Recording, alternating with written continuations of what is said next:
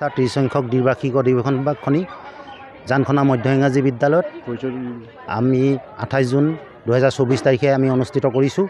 আজি বৰ্তমান এতিয়া আমাৰ গোটেই কাৰ্যসূচী সামৰি পৰিছে। পুৱা 8 বজাৰ পৰাই আমাৰ কাৰ্যসূচী আৰম্ভ হৈছিল আৰু 1 বজাত মুকলি সভা অনুষ্ঠিত হয় আৰু সেই মুকলি সভাত আমি কেইবাজনো বিশিষ্ট ব্যক্তিক আমন্ত্ৰণ কৰি আনিছিলোঁ।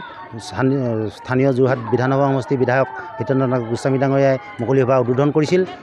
আমাৰ যোৰহাট জিলাৰ বিদ্যালয়সমূহৰ পৰিদৰ্শক মহোদয়াই আমাৰ সংস্থাৰ মুখপত্ৰ চুপহি উন্মোচন কৰিছিল আৰু মঞ্চ উন্মোচক, প্ৰতিনিধি সভা উন্মোচক আদি কৰি আমি বিশিষ্ট ব্যক্তিসকলক আমি সংস্থাই নিমন্ত্ৰণ কৰি আনি আজি সভা সামৰণি কৰিছোঁ। তাৰোপৰি নিৰ্দিষ্ট বক্তা হিচাপে যোৰহাট মহাবিদ্যালয়ৰ প্ৰাক্তন অধ্যক্ষ দেৱব্ৰত শৰ্মা ডাঙৰীয়াই আমাক এটি সাৰগৰ্ভ ভাষণেৰে আমাক আহ্লাদিত কৰিলে। আমি তেখেতক ধন্যবাদ জনাইছোঁ। লগতে আমি জানখনা মধ্য ইংৰাজী বিদ্যালয় অনুষ্ঠিত হোৱা ৰাজহুৱা সভাত গঠন হোৱা অভ্যৰ্থনা সমিতিৰ শ্ৰদ্ধাৰ বিষয়ববীয়াসকল, সভাপতি সম্পাদকসকল, সদস্যসকল আৰু মাতৃগোট বিদ্যালয় পৰিচালনা সমিতিৰ বিষয়ববীয়াসকল, এই বিদ্যালয়ৰ প্ৰধান শিক্ষক প্ৰমুখীয়া শিক্ষক শিক্ষয়িত্ৰী সকলোকে আমি যোৰহাট জিলা মধ্য ইংৰাজী শিক্ষক সংস্থাৰ তৰফৰ পৰা আন্তৰিক কৃতজ্ঞতা আমি জ্ঞাপন কৰিছোঁ। আগন্তুক 2টা বৰ্ষৰ বাবে যোৰহাট জিলা মধ্য ইংৰাজী শিক্ষক সংস্থাৰ তৰুণ চন্দ্ৰ দাসক সভাপতি আৰু হেমন্ত বৰুৱাক সম্পাদক হিচাপে লৈ এখন 31জনীয়া শক্তিশালী সমিতি গঠন কৰা হৈছে আৰু অনাগত 2টা বছৰৰ বাবে তেখেতসকলে কাৰ্য সম্পাদন কৰিব।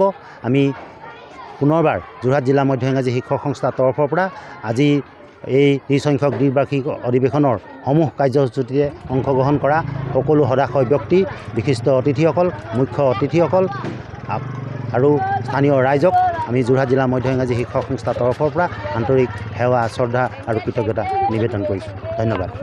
সদৌ অসম মধ্য ইংৰাজী শিক্ষক সংস্থা যোৰহাট জিলাৰ 30 সংখ্যক অধিৱেশনখনি আৰম্ভ হয়।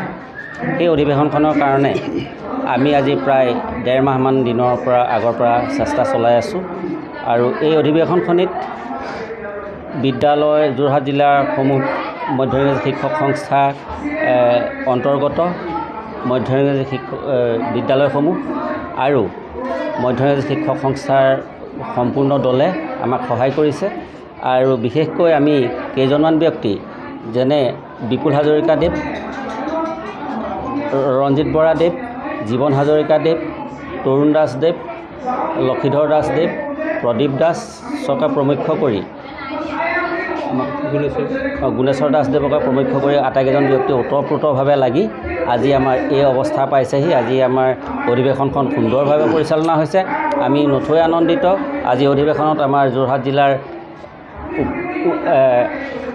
বিদ্যালয়সমূহৰ পৰিদৰ্শিকা বাইদেউ, আমাৰ যোৰহাট জিলাৰ বিধায়ক মহোদয়, সদৌ অসম কৰ্মচাৰী পৰিষদ তথা মধ্য ইংৰাজী শিক্ষক সংস্থাৰ সভাপতি দীপেন শৰ্মা দেৱ, সদৌ অসম মধ্য ইংৰাজী শিক্ষক সংস্থাৰ সম্পাদক প্ৰধান অতুল দাস দেৱকে প্ৰমুখ্য কৰি ভালেকেইজন ব্যক্তি উপস্থিত থাকে আৰু আমাৰ ৰাইজে অতি আদৰেৰে অধিৱেশনখনি উলহ মালহেৰে উদযাপন কৰে।